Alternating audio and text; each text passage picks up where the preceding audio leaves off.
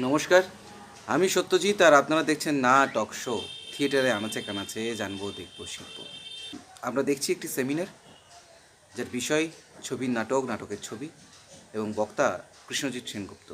গতদিন দেখেছিলেন এর প্রথম পর্ব আর আজ দেখবেন তার দ্বিতীয় পর্ব।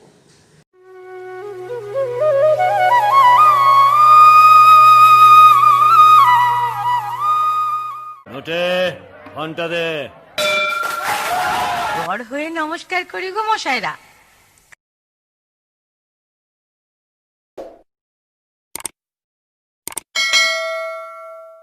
আরও স্পষ্ট হবে, শুধু এইগুলো ভূমিকার দিকেই এগোচ্ছে যে প্রত্যেকটি মানুষের অভিব্যক্তি, কেউ কোনো কথা বলতে চাইছেন কিন্তু বলছেন না, কেউ মগ্ন কফি ঢালায়, তার মগ্নতাকে লক্ষ্য করুন। কেউ পরিবারের যিনি কর্তা, একটু বয়স্ক মনে হচ্ছে যাকে, ডান পাশে, ছবির ডান পাশে, তিনি একটা ছুরিতে আলু গাঁদাবার চেষ্টা করছেন, তার মুখের মধ্যে একটা চিন্তার ভাব। তাকে হয়তো ভাবতে হচ্ছে যে আজকে রাতে এই আলুগুলো জোগাড় করা গেছে, আগামীকাল দুপুরে আলু পাওয়া যাবে কি, হয়তো বা আমরা কল্পনা করতে পারি। যখন নীরবতা আসে নাটকেও আপনারা দেখবেন অনেক সময় কথা বলা হয় না, অভিনেতা একা বা কয়েকজন মিলে কখনো কখনো আমাদেরকে, দর্শকদেরকে এমন একটা জায়গায় দাঁড় করিয়ে দেন যেখানে দর্শক অপেক্ষা করেন কিছু একটা কথা, যে কিছু একটা শুনতে পাবো, কিন্তু শেষ পর্যন্ত কিছু শুনতে পান না। সেটা একটা অদ্ভুত মুহূর্ত। ওই মুহূর্তে দর্শকরা প্রত্যেকে স্বাধীনভাবে ওই মুহূর্তটাকে ভাবেন, ওই মুহূর্তটাকে ঝুলিয়ে রেখে দেন পরিচালক, নাট্য নির্দেশক, তারপরে কাহিনী এগোতে থাকে। এইরকমভাবে যখনই আমরা এই ছবিগুলো দেখছি, এগুলো বিদেশি ছবি, আমাদের দেশের শিল্পীরাও কি কিছু কাজ করছেন না? অবনীন্দ্রনাথ ঠাকুর ভিনসেন্ট ভ্যান গগের কিছু পরে, কয়েক দশক পরে আঁকা, পরের ছবিতে আমরা যাব, শেষ শয্যায় শাহজাহান। শাহজাহান বললেই আমরা কি ভাবি? যে শাহজাহান ভারত সম্রাট, সৌন্দর্য বিলাসী, এবং তার ময়ূর সিংহাসন, তার তাজমহলের কথা ভাবি, মাথায় সেই পাগড়ি দেওয়া। কিন্তু আপনারা জানেন শাহজাহানের শেষ জীবন, এবং এই নিয়ে একাধিক নাটকও হয়েছে, ঔরঙ্গজেবের ভূমিকার কথা। তো সেই বৃদ্ধ শাহজাহান শেষ শয্যায়, মানে তিনি মারা যাবেন, শুয়ে আছেন, এবং তার পাশে তার কন্যা তাকে সেবা করছে, এবং তিনি একটা জীর্ণ শীর্ণ, মাথায় চুল নেই, মুখে একগাল দাড়ি, সাদা, গায়ের ওপরে একটা ঢাকা, দূরে তাজমহলের দিকে তাকিয়ে আছেন, যা তিনি কিনা নির্মাণ করেছিলেন তার প্রিয়তমার জন্য বলে কথিত। তার দিকে তাকিয়ে তিনি দীর্ঘশ্বাস ফেলছেন। পত্নীর কথা ভাবছেন না নিজের কৃতকর্মের কথা ভাবছেন সেটা অনুমান করা যেতে পারে। আর তাকে ঘিরে দেখুন আকাশে কালো আকাশ, ঘন মেঘাচ্ছন্ন, আর একদম সামনে অদ্ভুত সুন্দর কাজ করা থাম, এবং যে সম্রাটের যে প্যালেস, যেটা হতে পারে আমরা প্রাসাদ বলতে পারি, তার যে স্ট্রাকচারটা দেখতে পাচ্ছি, এটা দেখে আমাদের কোথাও কি থিয়েটারের সেটের কথা মনে পড়ে? এবং এই দূরত্বের বোধ, এটাকে আমরা পরিপ্রেক্ষিত বলি, ইংরেজিতে পার্সপেক্টিভ বলি। দূরে তাজমহল দেখা যাচ্ছে, আকাশে চাঁদ যেন ঢাকা, মেঘে ঢাকা, একটু একটু দেখা যাচ্ছে, আর তার মধ্যে পুরোই দৃশ্য। এর মধ্যেও গল্প আছে, নাটকীয়তা আছে, এবং আছে অভিব্যক্তি বা অনুভূতি। থিয়েটারে আমরা সবসময় প্রধান চরিত্র, মানে সেই মুহূর্তের প্রধান চরিত্র, এটা নয় যে তাকে নায়ক বা নায়িকাই হতে হবে, তার মুখকে খুব বড় করে দেখতে পাই, আলো সেরকমভাবে এসে পড়ে, কখনো তার পুরো শরীর দেখতে পাই, কখনো পুরো দৃশ্য জুড়ে আমরা অভিনেতাদের অবস্থান দেখতে পাই। সবটা দেখেই আমাদের এক একটা ভাবনা বা অনুভূতি জাগে। সেই জাগার জায়গাটা কিন্তু আমরা এখানে দেখতে পাচ্ছি পুরো দৃশ্য জুড়ে, একটু দূর থেকে। যদিও এই ছবিটা আমরা আয়তাকার দেখছি না, একটু লম্বভাবে দেখছি, সেটা ছবির প্রয়োজনে করা। এইরকম একটা জায়গা থেকে আমরা বুঝে নেব এবারে যে ছবির ফ্রেম, তার মঞ্চসজ্জা, সেখানে অভিনেতা বা অভিনেত্রী, তার সঙ্গে চিত্রকলার কী সম্পর্ক। কেন এতক্ষণ আমরা যেগুলো দেখলাম সবকটাই বিশুদ্ধ পেন্টিং বা ছবি, চিত্রকলা। এবার আমরা যদি সরাসরি নাটকের মধ্যে চলে আসি, মঞ্চনাটক, স্টেজ, সেখানে অভিনেতা বা অভিনেত্রী, তাহলে কী দেখতে পাবো? ঐতিহাসিক নাটক যা কিনা বাংলা নাটককে একটা যুগ এগিয়ে দিয়েছিল। রক্তকরবী, সৌম্য মিত্রের রক্তকরবী, রবীন্দ্রনাথের রক্তকরবী। এই দৃশ্যে সৌম্য মিত্র নেই, কারণ সৌম্য মিত্র তো পর্দার আড়ালে। এখানে দেখা যাচ্ছে নন্দিনী, সেই অসামান্য অভিনেত্রী, বসে আছেন এক পাশে, আর এই পাশে একটা স্ট্রাকচার, সেখানে থাকেন রাজা। এবং এই যে নাটক, এই যে থিয়েটার, এর যে মঞ্চসজ্জা করেছিলেন আর এক প্রবাদ প্রতিম চিত্রশিল্পী এবছর, যার জন্মশতবর্ষ, খালেদ চৌধুরী। এই ইমেজটির মধ্যে দিয়ে আমরা চট করে বিষয়ের মধ্যে ঢুকে পড়তে পারছি, যেটা বিষয় নিয়ে আজকে আমি বলতে চাইছি বা আপনারা শুনতে চাইছেন। চিত্রকলা ও নাটক, ছবির নাটক, নাটকের ছবি। এইখানে একটা কুটিল আবহ আছে। এর ভেতরে যে আপাত বিমূর্ত নকশাগুলো আছে, তার মধ্যে কৌণিক ব্যাপার আছে অনেক বেশি। আপনাদের ছোটবেলায় করা জ্যামিতি বাক্সের কথা মনে পড়বে, কাঁটা, কম্পাস, সেট স্কোয়ার, সেগুলোর মধ্যে যে কৌণিকতা, যে তীক্ষ্ণতা, সেই ব্যাপারটা আছে রক্তকরবী রাজাকে বুঝে নেওয়ার জন্য। আর নন্দিনী, যার মধ্যে চলমানতা আছে, প্রবাহ আছে, যার মধ্যে কোনো একটা উত্তরণের জায়গায় যাওয়ার চেষ্টা আছে, নদীর মতো বয়ে যাওয়া, যেটাকে আমি বলতে চাইছি, তার নেপথ্যের অংশটা দেখুন। এবং এই যে নাটক যখনই করা হয়, মঞ্চে যখন একটা প্রযোজনাকে ফেলা হয়, তখন সবটা মিলিয়েই তো দৃশ্য। সেইখানে দেখা যাচ্ছে দর্শক যখন দেখেন এই ফ্রেমটিকে, আমরা যদি দেখি, এর যে ভার, এ তো রাজার ভার, রাজার প্রতাপ, রাষ্ট্রের প্রতাপ। সেটা শক্ত বা নরম যাই হোক, তার আকার, তার মহত্ব বলবো না, তার শক্তি, এইদিকে তার ভার দেখুন। কোনো মানব চরিত্র নেই এখানে, ওইদিকে একটি মাত্র মানুষ। পুরো মঞ্চটাকে দেখলে যতই ওখানে মানুষ থাকুক, মানবী থাকুক, এক মুহূর্তের মধ্যে নজর পড়ছে এইখানে। অতএব এইখানে আমরা ভাবতে পারি এই ফ্রেম আমাদেরকে বোঝাতে চাইছে একটা বড় শক্তির বিরুদ্ধে একটা ছোট্ট রক্তকরবীর লড়াই। রক্তকরবীর রং এখানে লাল দেখার উপায় নেই, কারণ সাদা কালো ছবি, তখনকার দিনের রঙিন থিয়েটারের ছবি দেখার সুযোগ ছিল না সেরকমভাবে। এইরকমভাবে আমরা যখনই একটা নাটককে দেখতে পাই এবং একটা নাটক যখন এগিয়ে চলে, তখন দর্শক দেখতে থাকেন যে ঘটনা যখন এগোচ্ছে, এগোতে এগোতে নাটক আর ছবির মধ্যে একটা পার্থক্যের জায়গাটা হচ্ছে এইরকম যে নাটক একটা চলমান প্রক্রিয়া, ছবি একটা স্থির। অসংখ্য স্থির চিত্র চলমান হলে যেমন চলচ্চিত্র হয়, ঠিক একইভাবেই অসংখ্য ফ্রেম জুড়ে জুড়ে জুড়ে জুড়ে নাটক গড়ে ওঠে। এবার সেই নাটক আমরা যদি বলে নিতে পারি, ছবি হচ্ছে একটা বিন্দু যেখান থেকে নাটক যাত্রা শুরু করে, আর নাটক হচ্ছে একটা চলমান প্রবাহ যে বিন্দুতে এসে বিশ্রাম নেয়। ঠিক এই রকম আপাত পরস্পর বিরোধী ভূমিকা, কিন্তু পারস্পরিক ভূমিকা। বিরোধী কথাটা বলার জন্যই বলা। একজন চলতে শুরু করে, একজন এসে থামে, দুটোরই জায়গা একই, এবং সেটা কোথায়? মঞ্চে এসে মিলিত হয়। কিভাবে, কতভাবে, বারে বারে সেগুলো আমরা দেখব। পরের ছবিতে যাব। রক্তকরবীর দৃশ্যের পর আমরা দেখছি এটা কোনো থিয়েটারের দৃশ্য নিশ্চয়ই নয়। গগনেন্দ্রনাথ ঠাকুরের আঁকা দুই নারী। খেয়াল করে দেখুন, একটা প্রায় অন্ধকার ঘর, তার সামনেটা পুরোই অন্ধকার, তারা মুখোমুখি বসে কথা বলছেন। কি কথা বলছেন জানার উপায় নেই। সেটা কি কোনো ষড়যন্ত্র? কোনো নিজেদের মধ্যে সুখ দুঃখের ভাবের বিনিময়? সেটা জানার উপায় নেই। আর পেছন দিকে অন্তঃপুরে জ্বলছে আলো।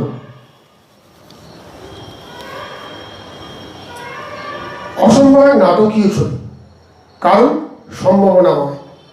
আমরা বুঝতে পারছি না এখানে, কিন্তু বুঝতেও পারছি।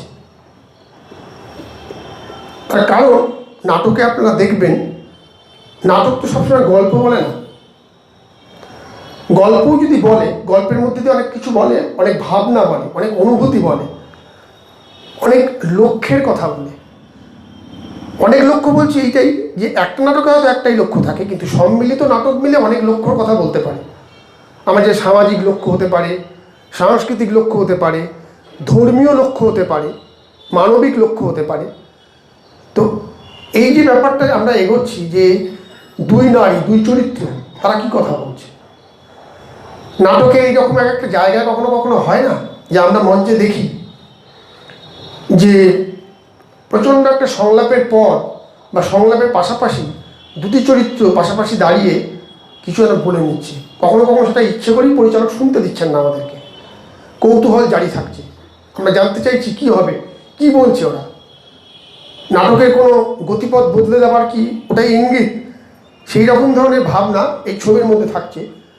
এটাকে দেখে কিন্তু সেরকম একটা আমাদের ধারণার জায়গায় আমরা পৌঁছতে পারি। পরের ছবিতে যাই। যেটা বলছিলাম, দূর থেকে দেখা, কাছ থেকে দেখা, রেমব্রান্টের আঁকা ছবিতে আসি। এই রেমব্রান্টের নাইট ওয়াচ দেখলাম, শহরের পাহারা দেওয়ার দৃশ্য। সেই রেমব্রান্ট সম্পর্কে আরও একটা কথা বলা, যে রেমব্রান্ট যিনি থিয়েটারি লাইটের চিত্রকলায় প্রবক্তা, তখন থিয়েটারি লাইট কথাটাই ছিল না, মানে ইলেকট্রিক ব্যাপারটাই আসেনি রেনেসাঁ পর্বে। তিনি সারা জীবনে একটা অদ্ভুত কাণ্ড করেছিলেন। তিনি মূলত অভিনেতা ছিলেন না, একেবারেই কোনোদিন অভিনয় করেছেন বলে জানা যায়নি। তিনি সারা জীবনে 66খানা সেলফ পোর্ট্রেট এঁকেছিলেন, নিজের ছবি নিজেই। আজকে আমরা অবশ্য হাজার হাজার সেলফি তুলি, কিন্তু এই মানুষটা সারা জীবনে, যখন ধনী ছিলেন, যখন যুবক ছিলেন, যখন মধ্যবয়সে এলেন, যখন নিজের মৃত্যু এগিয়ে এসছে, ক্রমাগত নিজের ছবি তিনি এঁকে গেছেন। রেমব্রান্টের ছবিকে বলা হয় যে রেমব্রান্টের ছবি দিয়ে বোঝা যায় যে তিনি নিজের পোর্ট্রেট দিয়ে নিজের আত্মজীবনী লিখে গেছেন। পোর্ট্রেট তারই একটি, রেমব্রান্টের পোর্ট্রেট, প্রায় শেষ বয়সে, এবং এইটি দেখলে আপনাদের মনে হবে যেটা একটা অভিনেতার মুখ। সেই মুখের উপরে এসে পড়া আলো, চোখের মধ্যে ক্লান্তি, মুখের মধ্যে মৃদু হাসি, কিন্তু সেই হাসিতে প্রকৃত আনন্দ কতটা সেটা ভাববার বিষয়। তার কপালের কুঞ্চন, মাথার মধ্যে পাগড়ি আছে পুরনো দিনের, মানে তার বিগত জীবনের বৈভবের ইঙ্গিত। তার গলায় একটা ওড়না, এবং তিনি তাকিয়ে আছেন অপলক, কিছু বলতে চাইছেন, হয়তো হয়তো বলছেনও, আমরা শুনতে পাচ্ছি না, অথবা আমরা শুনতে পাচ্ছি। ঠিক কীরকম, এটা যদি একটা পেন্টিং হয়, তাহলে আজকের অভিনেতা, খুবই জনপ্রিয় অভিনেতা, সে যদি যখন কথা বলে, সে যদি কোনো অভিনয় করতে করতে আচমকা স্থির হয়ে দাঁড়ায়, তার মুখটার উপর আলো এসে পড়ে, আমরা কি দেখতে পাবো পরের ছবিতে?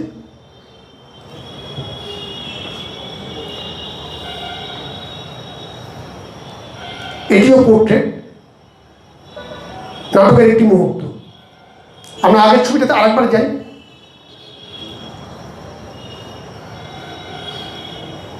আবার পরের ছবিটায় এখানে একটা বলার কথা, দেখুন নাটকের আলো কি গুরুত্বপূর্ণ। আমি একটু এটার কাছে গিয়ে আপনাদের বোঝাচ্ছি, যদিও আমার ছায়া পড়বে, একটু মানিয়ে নেবেন। এই যে অভিনেতা অনির্বাণ তাকিয়ে আছে, চোখের মুখের মধ্যে একটা কীরকম ভয় বা ত্রাস, এবং তার এখানে এসে আলো পড়ছে। আবারও বলেছি, থিয়েটারের রং, থিয়েটারের আলো। পেন্টিংয়ে সরাসরি রং ব্যবহার করা হয়, থিয়েটারে তো তুলি দিয়ে রং লাগাবার কোনো উপায় নেই, আলো এসে পড়ে, লাল আলো, রক্তিম।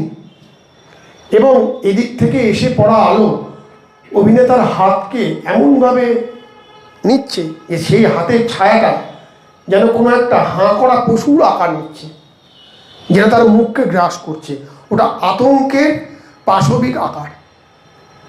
তার মানে ছায়া দিয়ে, ছায়া বাজি দিয়ে অভিনেতা তার অভিনয় করতে করতে তার নিজের গায়ে নিজে ছবি আঁকছে। থিয়েটারের মধ্যে ছবি এইভাবে লুকিয়ে থাকে। মঞ্চে যেমন মঞ্চে শয্যায় লুকিয়ে থাকে, নিজের শরীরের মধ্যেও ছবি লুকিয়ে থাকে। যখন সেটা দ্বিমাত্রিকভাবে আমরা দেখি, আমরা সেটাকে ছবি বলি, কারণ ছবি তো বেসিক্যালি দ্বিমাত্রিক। আমরা ত্রিমাত্রিক ইলিউশন বিভ্রম তৈরি করি, কিন্তু ছবি আসলে দ্বিমাত্রিক, আর তার একটা দৈর্ঘ্য থাকবে এবং প্রস্থ থাকবে।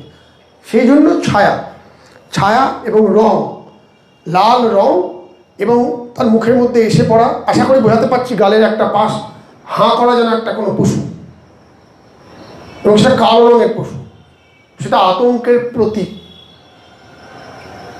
শুধু এরকম একটা ছবি, শুধু কালো রঙের অংশটুকু ছবি ভাবলে এরকম ধরনের চিত্রকলা আপনারা রবীন্দ্রনাথের কিছু কিছু পেন্টিংয়ে দেখতে পাবেন। তখন যে পেন্টিংটা আমরা দেখবো, তখন বলবো এই পেন্টিংটা আমরা ঠিক বুঝতে পারছি না, এটা আমরা আমাদের পুরনো অভ্যেসে বলবো। আসলে আমরা বুঝতে পারছি, কিন্তু বুঝতে চাইছি না। কিন্তু থিয়েটারে যখন আমরা এই দৃশ্য দেখব, তখন কিন্তু খুব ভালোভাবেই বুঝতে পারবো যে এখানে অভিনেতা খুব ফুর্তিতে যে আছে তা মনে হচ্ছে না, সে খুব বিপন্নতার মধ্যে আছে। তার অনিশ্চয়তা প্রকাশ করছে, সে তার আতঙ্ক সে প্রকাশ করছে, শুধু অভিনয় দিয়ে নয়, তার মধ্যে চিত্রকলা ছায়া হয়ে রং হয়ে দেখা দিচ্ছে। পরের ছবিতে আবারও যাই, আর এক রকমভাবে দেখবার চেষ্টা করি।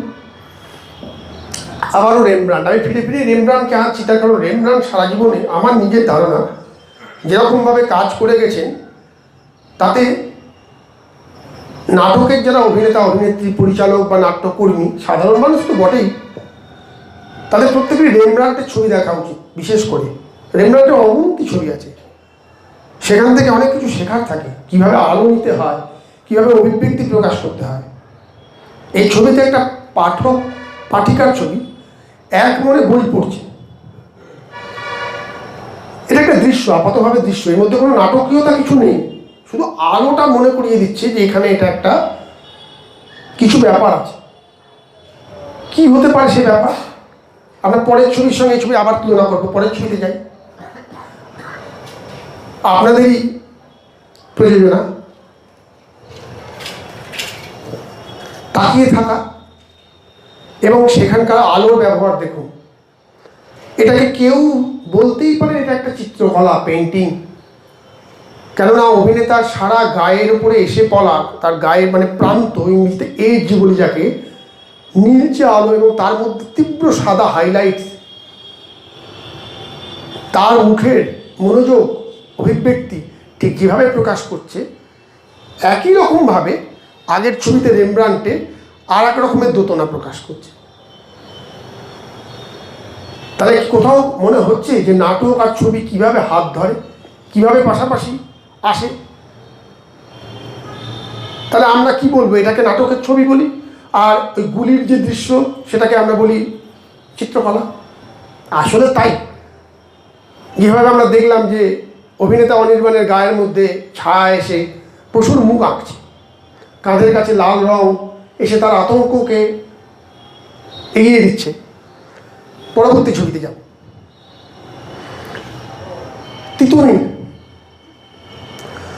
অভিনেতা দেখবেন অনেক সময় অনেক কথা বলেন, কখনো কখনো কিছু বলেন না, বা কখনো কখনো ধ্বনি উচ্চারণ করেন, অর্থাৎ চিৎকার, কখনো মৃদু। এখানে একটা ভয়ার্থ চিৎকার, এই চিৎকারের মধ্যে কি মিশে আছে, কি মিশে থাকতে পারে একটা মানুষের ঈষৎ হাঁ করা মুখের মধ্যে? আতঙ্ক, রাগ, ঘৃণা, ক্ষোভ, হতাশা, কিছু চাওয়া, না পাওয়া। এবং অভিনেতা চিত্রকলার কাছ থেকে কি শিখবে, যেহেতু চিত্রকলা তার প্রবীণ অভিভাবক, এই পৃথিবীতে তার আবির্ভাব আগে, কি শিখবে? এই প্রযোজনার আগে আমরা এডওয়ার্ড মুনখের আঁকা দ্য স্ক্রিম ছবিটা দেখব। পরের ছবিতে যাও, একটু বড় করো। বিখ্যাত ছবি, ঈষৎ বিমূর্ত আমাদের ভাষায়, আধুনিক ছবি বলে। এটা বিখ্যাত ছবি, একটা মানুষ আতঙ্কিত, চিৎকার করছে, ভয় পেয়েছে। সাইকিয়াট্রিস্ট বা সাইকোলজি পড়তে গিয়ে এই ছবিটা বারবার দেখা হয়, দেখতে শেখা হয়, এবং সেটা করতে গিয়ে চিৎকারটা, ছবি তো আসলে কোনো কথা বলে না, ছবি তো আসলে নীরব, কিন্তু দর্শক সেখান থেকে ধ্বনি খুঁজে পান, চিৎকার খুঁজে পান, সঙ্গীত খুঁজে পান, ডায়ালগ খুঁজে পান, মনোলগ খুঁজে পান, অনেক কিছু খুঁজে পান। এবং সেই তার গায়ের তার নেপথ্যে একটা ব্রিজ, দূরে দুটো মানুষ, তার সঙ্গে দূরত্ব, লোকটার চোখ নেই, লোকটা দু হাত দিয়ে কান ঢেকে রেখেছে, চারিদিকে নদী বা আকাশ যেন গলে যাচ্ছে, একটা ব্রিজ, কাঠের ব্রিজ, সব কিছু মিলিয়ে যেন একটা দুঃস্বপ্নের দেখা ছবি।